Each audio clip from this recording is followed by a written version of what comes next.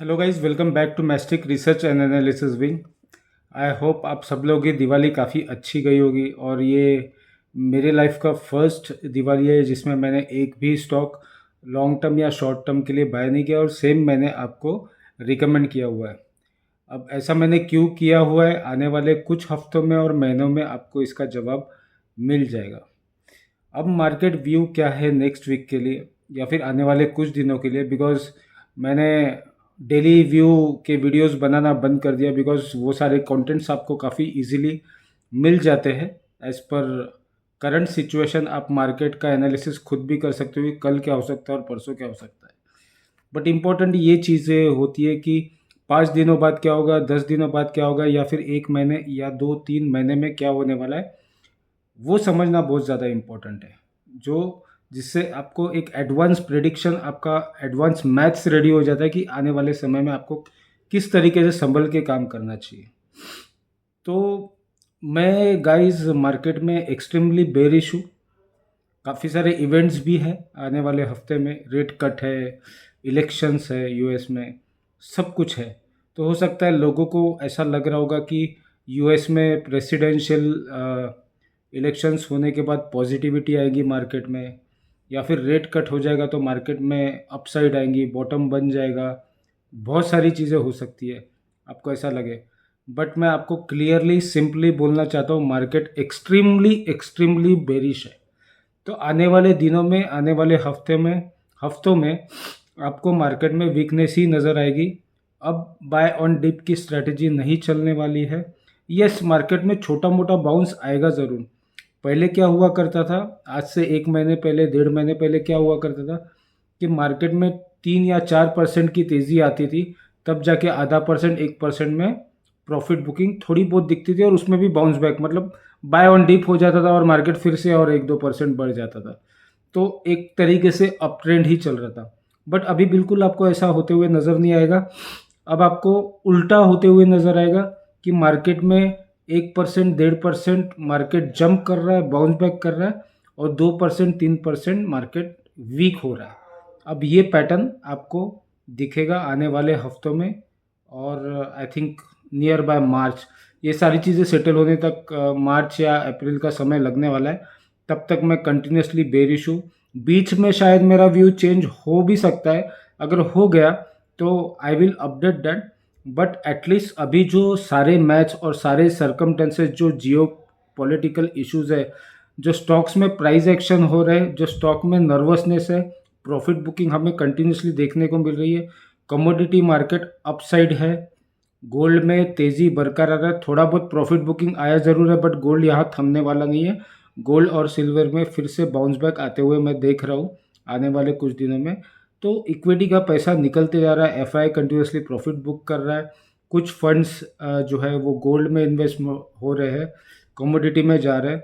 तो equity market में पैसा दिन ब दिन निकलते जा रहा है, कोई बाइंग नहीं कर रहा है। और कोई बाइंग नहीं कर रहे का मतलब क्या है कि इंस्टीट्यूशंस का इतना ज़्यादा इंटरेस्ट नहीं है। आपको देखने के लिए तो बहुत कुछ देखने को मिलेगा न्यूज़पेपर में या फिर न्यूज़ चैनल में कि डीआईआई ने रिकॉर्ड बाइंग की है 1 लाख करोड़ की। लेकिन आप ये भी तो देखो, एफआईआई ने 1 लाख करोड़ की रिकॉर्ड सेलिंग भी की है 20-25 दिनों के अंदर। तो डीआईआई अकेला ही मार्केट को बाउंस बैक नहीं करवा सकता जब तक एफआईआई का पार्टिसिपेशन नहीं होता है। और एफआईआई का पार्टिसिपेशन होने के बाद ही रिटेलर्स में कॉन्फिडेंस आता है बाइंग करने का, मार्केट में फिर से एंट्री करने का। तो बड़े बड़े जितने भी लार्ज कैप कंपनी है, जितने भी स्टॉक्स है, उसमें प्रॉफिट बुकिंग आप साफ साफ देख सकते हो। तो कोई भी बाइंग इंटरेस्ट नहीं है। तो किसी के कहने पे या किसी के करने पे आप विश्वास मत करो। आप अपनी आंखें अच्छे से खोलो और देखो सिस्टम को, सिस्टम में क्या हो रहा है।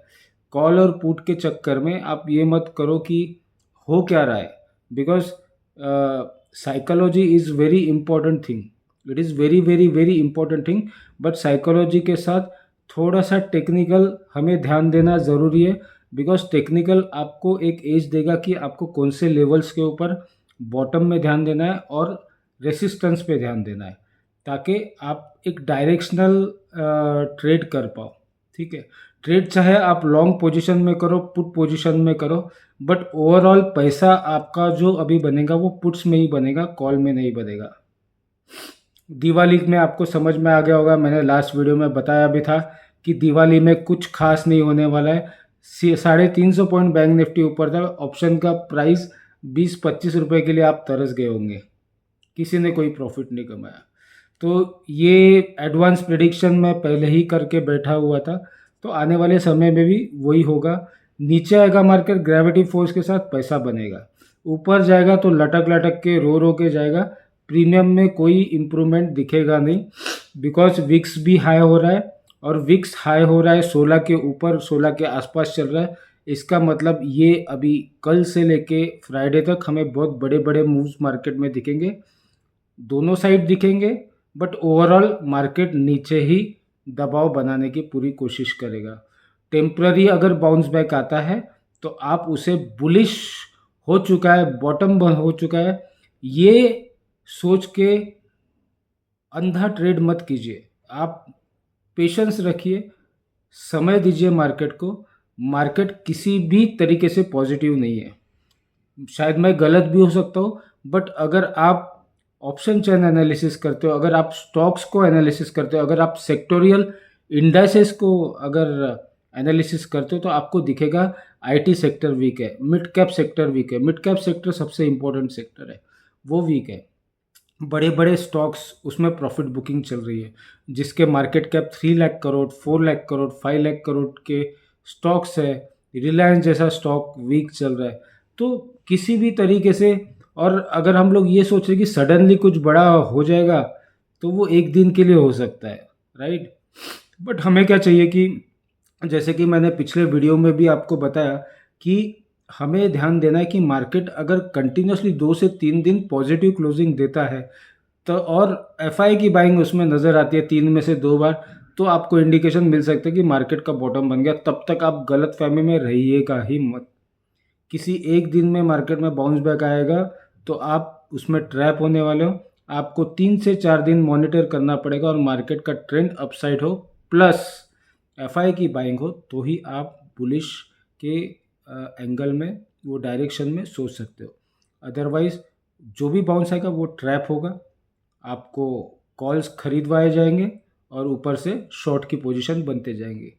सो मिलते हैं। लेवल्स की अगर मैं बात करूं तो निफ्टी में 24,130 140 का एक सपोर्ट कंटिन्यूसली मार्केट देख रहा है। इस बार अगर ब्रेक होता है 24,000 के नीचे, अगर मार्केट क्लोजिंग होती है 1-2 दिन में, 24,000 के नीचे अगर मार्केट क्लोजिंग होती है, और 2 से 3 दिन अगर मार्केट 24,000 के नीचे रहती है, तो आपको 24,000 का प्राइस आते हुए बहुत समय लग जाएगा। फिर से वो रिक्लेम निफ्टी आसानी से कर नहीं पाएंगी, क्योंकि फिर हम लोग 23,000 22,500 के डायरेक्शन में जाने के लिए तैयार हो जाएंगे।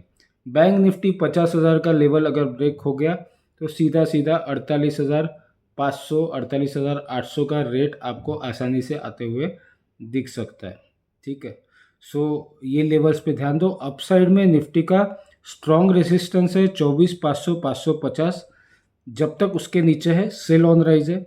बैंक निफ्टी में 51,200 51,300 का एक रेसिस्टेंस है, और 51,600 का रेसिस्टेंस है। जब तक मार्केट इसके नीचे है, मार्केट बेरिश है, सेल ऑन राइज है। ये लेवल्स आपको ध्यान में रखना है।